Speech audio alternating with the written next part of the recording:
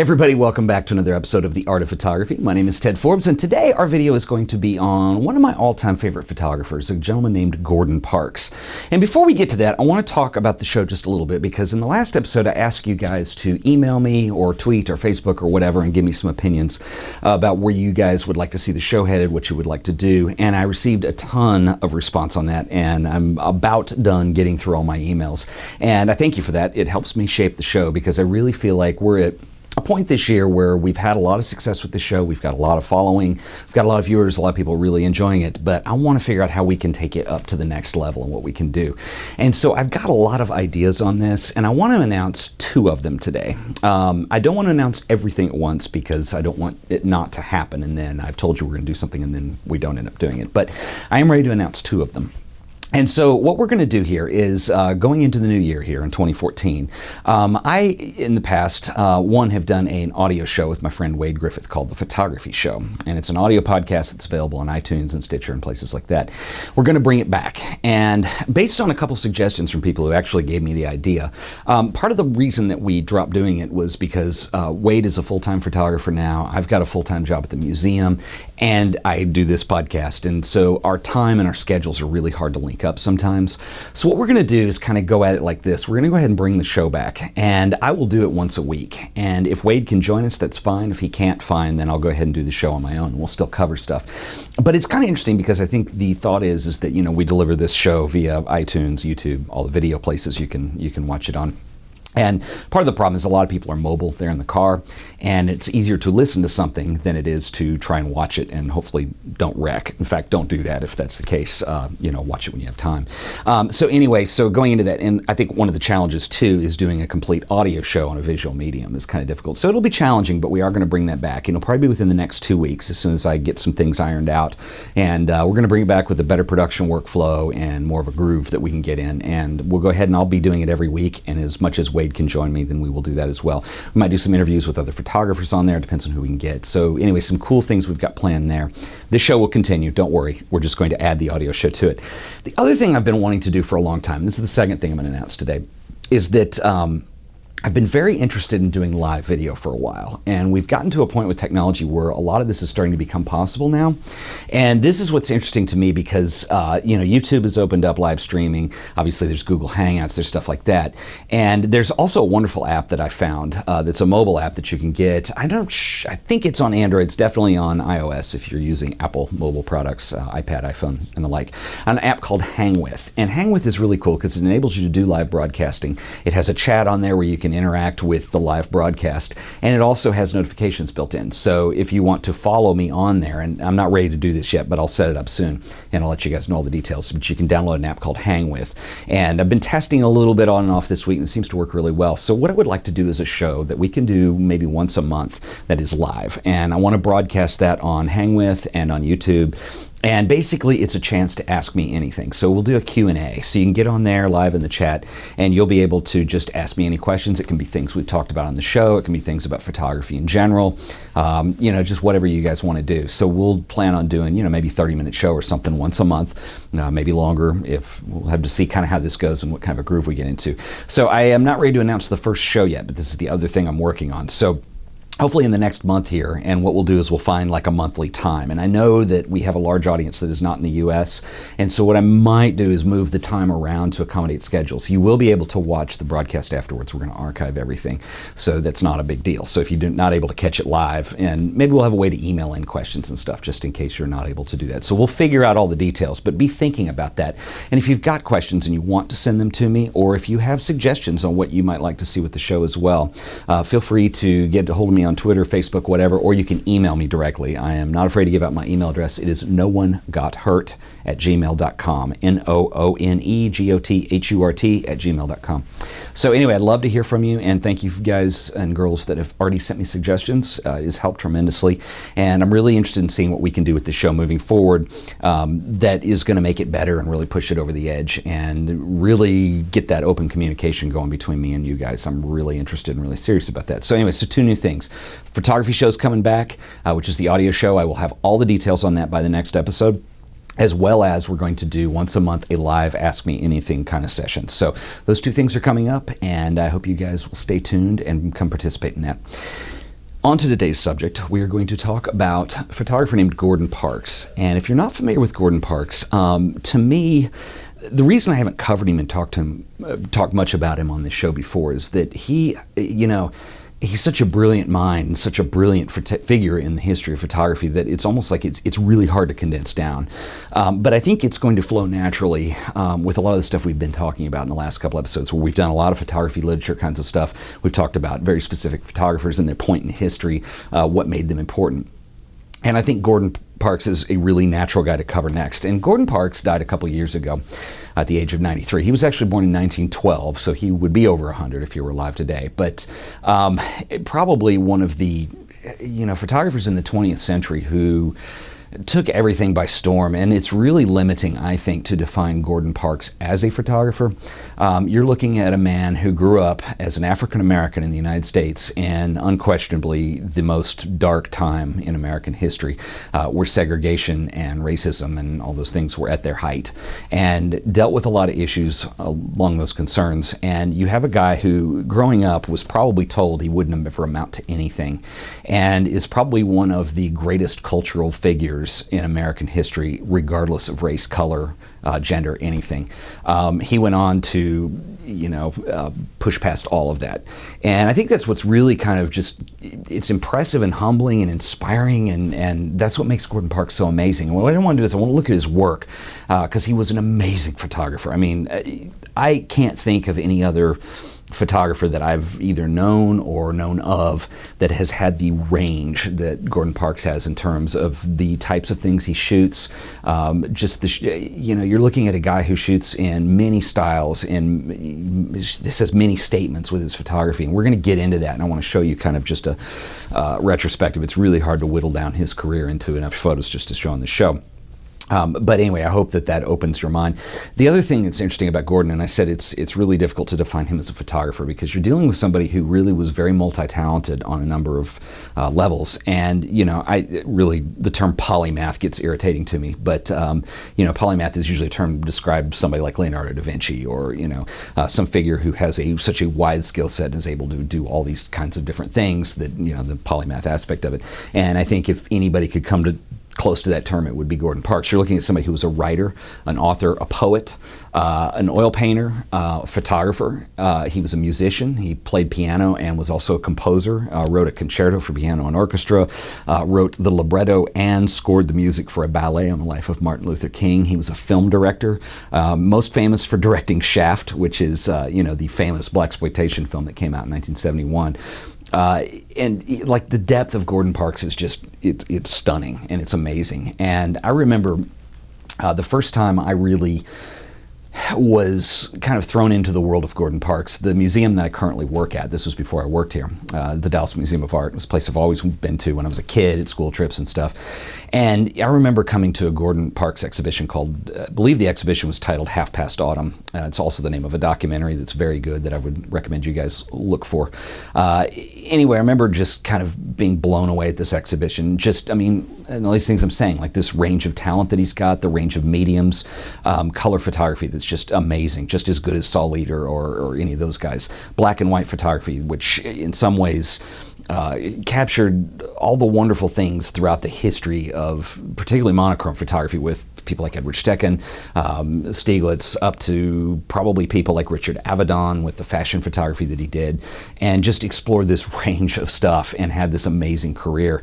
And he died shortly thereafter. And so this is somebody that, I would be just completely floored and humbled to have met. But like I said, there's a lot to Gordon Parks, and I know I'm kind of rambling through it right here. I don't want to give a lot of specifics on things just because it takes all day, but I think those are the things that are important. Is you have somebody who's an African American who growing up at the worst time possible to be an African American, as far as being encouraged to go to college or being encouraged to have a career or make anything of themselves, and he overcame all of that and went on to be one of the greatest minds and one of the greatest talents that this country has ever offered, I believe. So without further ado, I want to look at some work because that's the important part. And anyway, so come on over and let's check out the work of Gordon Parks. Okay, so we're going to take a look at some works by the amazing American photographer Gordon Parks, and I'm going to use Pinterest to do this like we do in most of our episodes.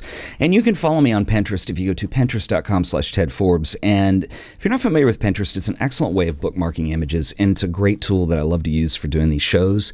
And if you follow me on here, as most people have noticed, you can start seeing what the next show is going to be when I start voraciously pinning away. And anyway, if you want to go look at some of these images, see the bookmarks where they came from, this is also a great resource on that. So I like to use these in the episodes so you can go look at them later as well. So if you go to pinterest.com/TedForbes, you will see all of the boards that are here, and boards are ways of categorizing and collecting your pins. They're like collections, basically. And if I go down here and I have one for Gordon Parks, it's almost all the way at the bottom because that's where it puts the new ones. And I've been working on this for a little while. You can go ahead and open it up. And the first thing I want you to notice about Gordon is just, without clicking on any of the pins yet, it's just scrolling down and looking at the thumbnails and seeing the wide range. I mean, this looks like a board of about 4 or 5 photographers, and it is mind-blowing just how good Gordon was. And just the stark contrast of styles that you're going to see. But I think there really is this element of Mr. Parks that brings this together. And it's this sense of, I think a lot of times we look at these things and you can start to analyze in terms of compositional guidelines like rule of thirds, rule of odds, whatever. And while Gordon will adhere to these at times, that's not really what you're looking for in his work. He's not doing anything that's seriously unconventional necessarily. It's very accessible imagery. But I think what makes Gordon's work really special to me is this sense of humanity. It's mostly people, and that's kind of what he shot. The sense of storytelling, where something is being said with the image that creates at least a sense in your own mind of, what is going on. It piques a curiosity. You want to know more. Maybe you start to assimilate conclusions yourself as to what is going on in some of these images. And I know this is largely weirdly out of order, and I'm going to try and take these as best I can. But anyway, that's the main carry away I want you to take with Gordon Parks. And we're going to look at some of these images. And this first one I want to bring up it was an early image when I started to familiarize myself years ago with Gordon when I saw that exhibition. This was in the exhibition.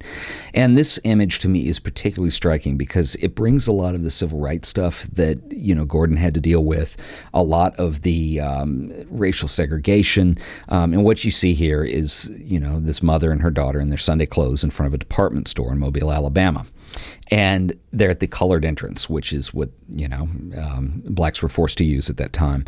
And what strikes me about this image is that it says so much and at the same time is so beautiful, depicting one of the ugliest parts of American history. And I mean, it leaves you kind of speechless in a lot of ways. Everything is beautiful from this neon sign with this bold red. And then I love the muted colors of, the woman's dress in the blue and even the red dresses of the women in the back. The neon signs that you see everywhere, the way the light works in this composition. But it tells a story, and it really brings your focus in on this mother and her little girl and what could possibly be going through their heads. And, this to me, I mean, part of it is the social era that it was taken in, the statement it was making, but it is such a strong image on so many levels. And it's not, here's a pretty picture. I mean, it is a very pretty picture, but there's something underlying to that makes it even more deep to me and more kind of, it takes you back. I mean, it's really even hard for me to describe, as you can hear me stumbling through right now.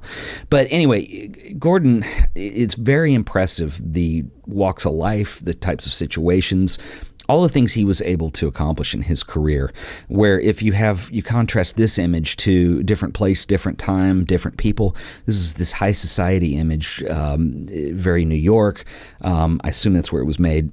But of these high society figures that, again, this use of color in this, that is up there with the colorists that we've talked about, the Fred Herzogs, the Saul Leaders, of the world, with this woman's red dress. And these are not easy images to get, but the way the color works in this image, where that red really is the central focus on that. The only other colors you see in here are these muted blues and yellows, and even the cream-colored whites that are in the image. And the way that comes together is amazing. And it's a completely different statement. It's a different commentary. It's a different walk of life. Contrast this once again with this image. And I know I'm intentionally bouncing around on you on here, because I'm trying to make a point with the range of skill that Gordon had. And we're just looking at the color photographs, But this couple in Mobile, Alabama, that are seated on this red couch, again, the red. What other colors are sticking out at you? Part of this is the technology that's being used in terms of what film, but it really makes a statement. But look at the style of this. This is completely different. This is almost Diane Arbus in nature, with this, double portrait of a couple sitting under another portrait, but the genders are matching up, and there's just so many interesting things about this. And then you contrast that even with portraits of famous people that he did during his 20-year career at Life magazine, where most of his prolific work was done. But here's this is a portrait of Giacometti, the famous sculptor, and there's several in this series. And, again, now we're in more of a style of somebody like an Arnold Newman with these environmental portraits. And just kind of, Giacometti looked a lot like his work. He's one of those guys. And so what a fun subject to shoot. But, these odd, wrinkly, skinny sculptures that he did of human figures, and just kind of his own persona and how that fit into that. The way the hand that's part of a sculpture on the left side of the image works with the hand that's his head's resting on. It's amazing. And then you have work like this that is very suggestive, very storytelling. This is a reflection of these women standing near water, presumably on a beach. And it says so much. You don't see human faces, but we're not detached from the human experience. And who are these people? What are they doing? You could break this down to rule of thirds, rule of odds, contrast, reflection, patterns, but that's not what this image is about. And I think Gordon's career largely was based around that as well. Some very well-known portraits of Muhammad Ali that were done, and this is one of my favorites. And again, this portrait that just says so much of Ali. Let's look at some different portraits of Ali, for instance. We have this one, which is more of this classical Stecken school of portrait photography, or even Stieglitz, for that matter. If we go over to this one, it's more of a, street, almost Robert Frank kind of feel to it, where Muhammad Ali is sitting here signing autographs of his own picture, which is where you get the repetition in the image, and it speaks volumes. It's still very strong, and it creates a ton of interest, and I find it fascinating and amazing. And a lot of these social shots that he did, this is some ballerina, a little school of young ballerinas that, is almost, and more in the line of composition of somebody like a William Eggleston, where it's not perfect composition, the camera's not even really straight, but it still tells a story, and there's still something so beautiful about this. Whereas if you have the more formal compositions, this one is very striking, of this kid missing a leg on crutches, and it's just a portrait from behind coming through this door. It's hard to really sit here and just talk about these images on some kind of scholarly level, because they're so much deeper than that, and they cover so much more ground. Something like this with these nuns, or with these women, and you have the arc of the triangle, or this pyramid shape that they're standing in. You have the blurred out faces in the back that become a series of repetition of pattern with the faces with these habits over the top. And anyway, it's just simply beautiful. And then all the way over to this, which is the famous Langston Hughes. And this is more of an environmental portrait in the style of what guys like Arnold Newman would be doing at the time. But in the same time, it's a little bit different. And the whole metaphorical use of the hand being framed, I just find, amazing. Some of his better known images. This is another one of a guy looking at a manhole in Harlem. How do you beat this stuff? It's just, it's amazing. It doesn't get much better. It's amazing. Another image, if we're going to look at some of the iconic stuff, here's another Muhammad Ali, which was one of the most famous. This was, I believe, for Life magazine, where you have the whole nature of Muhammad Ali being this boxer is captured in the intensity, with the high contrast, with this extreme lighting, with the sweat beads that are coming off his head, with the look on his face, and that, trademark Muhammad Ali, the fighter eyes that he's got, which is just, mind-blowing. Okay, so I want to talk about, this is probably arguably one of his most famous images. And this is named American Gothic, and it was named after the famous American painting. And there is a social commentary that was intentionally being made here. This is a woman named Ella Watson. And Ella Watson was the cleaner at the office of the Farm Security Administration. Now, I want to stop just a little bit and give you a little bit of historical information. If you're not familiar with Farm Security Administration, this was part of the New Deal from FDR. And like many works progress programs that were set up, you have the Farm Security Administration, which was set up to improve the lives of rural workers in the United States, and mainly dealing with people who were doing farming and whatnot during the Great Depression. So it was set up as being kind of an assistive agency that would try to help with what was in the U.S. a pretty dire situation at that time. Gordon Parks was in a position where he was hired by this administration because they did have a very small but very successful photography program, which employed and used works from major photographers and some of the most famous. In fact, it would be really interesting to do an entire show on the Farm Security Administration's photography program sometime, because it's extremely significant, particularly in American history. But this is Ella Watson, and being inspired by racism and segregation and being thrown out of restaurants and the like, Gordon took this image of her in front of the American flag with her mop. And he took it to his boss, who about freaked out and had a heart attack and said that it was a complete abomination on America, and it would really get the whole program shut down, because we look at this today and it probably doesn't have the same meaning for us, but at the time, this was a statement on America, with this cleaning woman who's black in front of the American flag during a very strange time in American history that Gordon was very sadly in the middle of. And anyway, so this image, which has gone on to be one of his most famous images, was really kind of buried, and he was encouraged to go ahead and continue shooting pictures of this woman in her daily life. And I do have some of those in the set. Here she is reading to some girls. Same woman. But it's just really weird when you have a statement that's so bold like that, that really means so much. A couple other things I want to run through really clearly. You can go through here on your own and look at these images. But Gordon also at times would implore a sense of motion when possible. And I think some of these are my favorite images just on an aesthetic level. These two women standing in front of a merry-go-round, and the way that the slow shutter speed was used to capture this.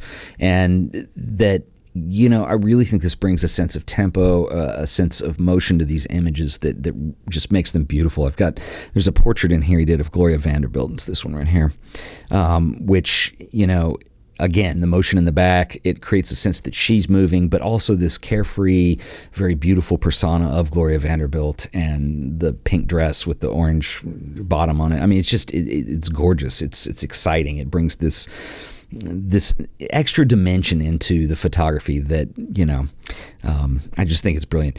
A couple other images I want to end on here as we go through. One of the things he did for Life magazine was a series of photo essays. And so basically they would send him to go photograph and tell a story about what was going on. Several of these happened in Harlem, and there's some amazing photographs. I love this, of Harlem in the snow, for instance, or another one that's one of my favorites. This is also very powerful. Sorry, this is not Harlem, this is Alabama, but these people hanging from trees there's an obviously very dark statement that's being made in an image like this. Something like this with these boys playing in a fire hydrant that, is so very, New York in a lot of ways, but at the same time, it's also kind of timeless, and, all you see are silhouette figures, but there's so much story being told here and so much curiosity that's being created as a result of this that, it is what it is, which is brilliant. Another one that's amazing of these, figures in these dark hoods descending a staircase. And look at the contrast that's going on in this image. I mean, it's very menacing and very dark, but at the same time, you have this line going through the middle of the composition diagonally, being the staircase. It divides the composition. On the top part, you have the hooded figures that are kind of creepy, quite frankly. And at the bottom, you have light coming in a window, which is completely, it's like darkness and hope wrapped into one, in these terms. Like I said, there is a ton of photos here, and I encourage you to go check out these boards and look through them. Here's another one. I'm already getting away with what I was trying to talk about a second ago, so sorry for the ADD here.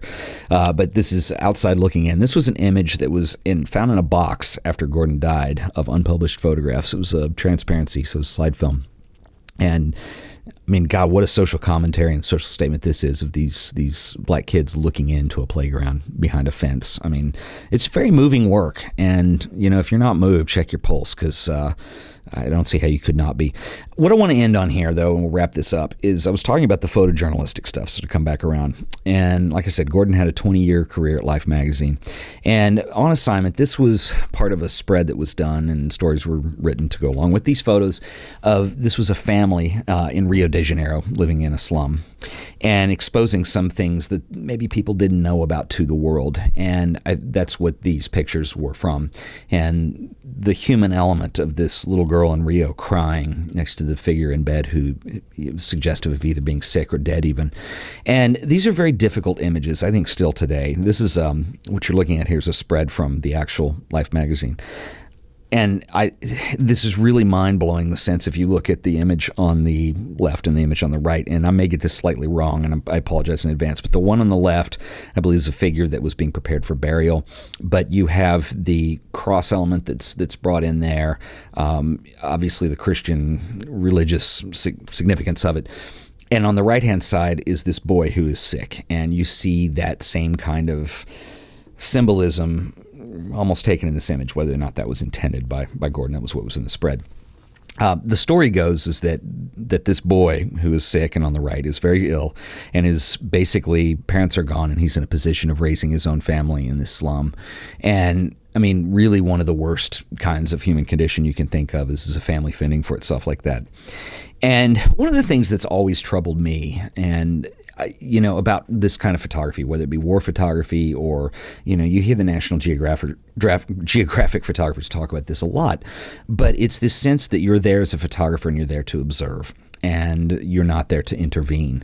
And one of my favorite images that I'm looking at today is this, and Gordon didn't take this. This is Gordon, and he's got his Rolleiflex slung over his back, and he's helping bring one of the children in this family up to be washed. And this shows that here's a guy with a heart the size of nothing else, which is kind of, it really, I think, brings a lot of Gordon together. Like I said, I never knew Gordon, never got to meet him. I'm sure he had a kind-hearted nature and a soul that was generous. And I just love this image of him actually pitching in and helping. One, it enhances the direness of the situation, but two, it shows that, here's a guy working for a major United States magazine at the time when that's really taking off, who has a heart and soul to him. Anyway, look through here. We could go through all day. I mean, I knew I'd get stuck on this because there's so many images. The famous Canadian pianist Glenn Gould, and the sense of drama and everything Glenn Gould that's, brought out in these images. But go look through these yourself. There's more here that we didn't even get to today. And what can I say? That is the work of Gordon Parks. I'm sorry this episode, he deserves a whole documentary, and there is one. If you go check out Half Past Autumn, highly recommended. Okay, so we've been checking out the work of Gordon Parks, and I hope you guys have come away with this there's so much you could come away with on this. But I think the most important thing is that inspiration of what is possible. I think it's also the sensibility of, I think largely, and like I said, I never knew Gordon obviously, but the intensity of what kind of a person he was, which really I believe comes out in the work, it comes out in the storytelling, it comes out in just this prolific oeuvre of work that he's sharing with the world that exists now. And like I said, it's really hard. Photography is something that's so important to me, and I'm sure it is to you too. And it's really hard when somebody says, "Who's your favorite photographer?" Sure, I have guys that are my favorites, but you can't put Gordon into that because he'll be your favorite photographer, but he blows so much out of the water in terms of what he was able to accomplish during his life and his career. And like I said, it wasn't just as a photographer. Here's a guy who was an accomplished pianist in both jazz and classical music, was a composer, wrote poetry, did paintings, wrote books.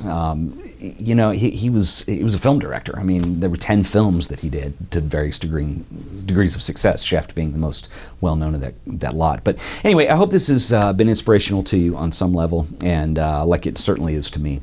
And remember, we got some new stuff coming up with the show, so stay tuned. By next week, I will announce, but we are going to bring the photography show back, and we are going to do a live Ask Me Anything that we'll do once a month, and I'm not real sure when that's going to start, but I'll have all the details worked out so it'll be real simple and real clear with you guys. So if you have any questions, feel free to leave a comment, tweet me, email me, whatever you got to do, and I'd be happy to address it. Anyway, once again, guys, this has been The Art of Photography, and thanks for watching. I'll see you next time. Later.